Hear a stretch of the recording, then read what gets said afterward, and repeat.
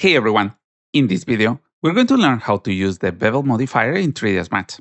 Go to Create, then Shapes, and choose Rectangle.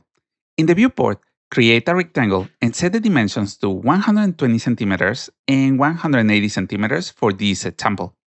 This is going to give us like a typical wall panel proportions that works really well for interior scenes. With the rectangle selected, go to the modifier list and apply a Bevel Modifier. At this stage, the object still looks very simple, and depending on your settings, it may not appear different from this original spline. The real power of the Bevel Modifier comes from understanding how the levels work together to build a profile. A useful way to think about bevel is that each level represents another stage in the shape. Every level has two primary controls, height and outline. Height determines how far that selection extends, while outlines controls whether that selection expands outwards or contracts inwards. By combining those two settings across multiple levels, we can usually build a more detailed profile. Okay, let's start with level 1. Set the height to 20 mm and leave the outline at 0. As soon as you do that, you will see the rectangle extends forward. This becomes the main depth of our wall panel, and is going to work as the foundation for everything we will add afterward. Now, let's spend a moment talking about outline, because it's one of the most important settings in the entire modifier. If I increase the outline to a positive value, the shape expands outwards as it extrudes. If I use a negative value instead, the shape contracts inwards. Once you understand this relationship, it becomes much easier to predict how the profile will behave. For this first level, we will keep the outline at 0 because we want a straight extrusion. Now, let's create the molded transition. Move down to level 2 and set the height to 5 mm and the outline to -15 mm. Now, watch the profile carefully. Instead of continuing straight forward, the geometry begins tapering inwards. This small adjustment changes the shape a lot. The object right away starts feeling more like architectural molding rather than a simple extrude rectangle. This is often the point where the modifier begins to click for everyone. You can see how a profile is being constructed step by step rather than simply adding thickness to an object. To complete the profile, let's add one more level. Set the level 3 height to -10 mm and outline to -20 mm. As soon as you apply those values, the raised front section appears and the wall panel takes its final form. If we step back and look at what we have done, the process is actually very straightforward. Level 1 created the primary depth, Level 2 created the inward transition, and Level 3 built the center section. 3 simple stages working together to create a profile that will fit naturally into real architectural projects. Before moving on, it's worth mentioning one of the most common mistakes when working with bevel. It's very tempting to experiment with large outline values, but if those values become too extreme, the geometry can begin intersecting itself. When that happens, you will often see a strange shading, overlapping surface, or distorted geometry in the viewport. If you run into that problem, the solution is usually quite simple. Reduce the outline values and verify that your spline is properly closed. Clean spline geometry almost always produces cleaner bevel results. Now that we have the profile created, let's look at some of the additional options inside the modifier.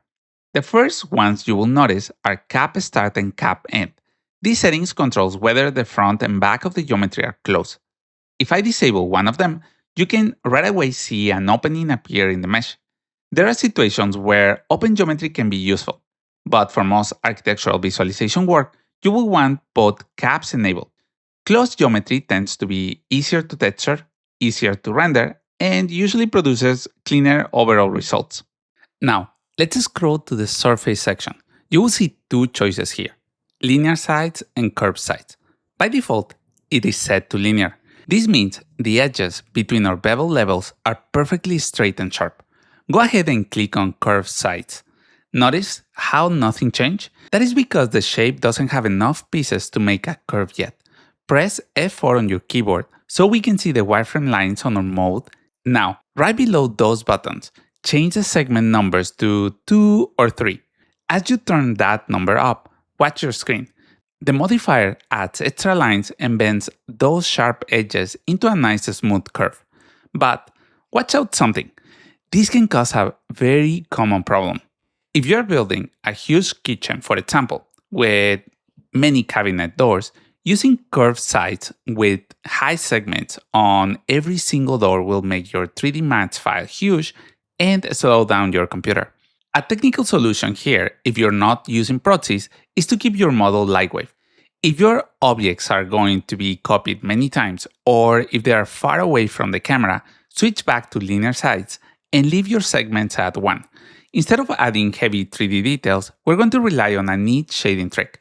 Just below the segments, check the box that says Smooth Across Levels. As soon as you click that, the harsh, flat angles become soft and round again. We're telling 3ds Max to blend the lighting together. It fakes a smooth curve, but keeps your computer running fast. Now, let's move to a setting that becomes important once you start assigning materials. Enable Generate Mapping Coordinates. This option automatically creates basic UV coordinates for the object, allowing materials and textures to display correctly across the surface. It's easy to overlook, but forgetting it can create unnecessary work later when you are preparing assets for rendering. Okay, let's do a quick test. Let's apply a simple material to the panel and look closely at how the textures behave across the front face and along the bevel edges. If the material appears stretched, distorted, or inconsistent, double check that Generate Mapping Coordinates is enabled. It's a small setting, but it solves a lot of texturing issues before they happen.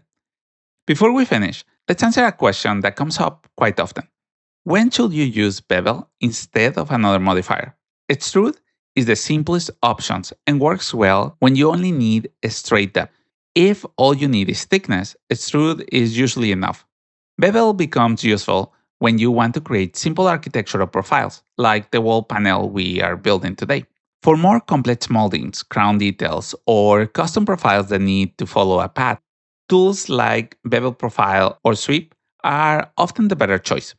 A good way to think about it is that bevel sits between those two. It's more flexible than extrude, but usually faster and simpler than building custom profile systems. And once you understand the basic process, you will start finding more opportunities to use it. The same approach can be applied to cabinet doors, door casings, window trims, borders, furniture panels, and many other architectural details. The workflow remains almost the same. The only thing that changes are the spline shape and the values you use for each level. Now, to help you with this, I would like you to make a small challenge. Try creating 3 different variations using only the 3 bevel levels we covered today.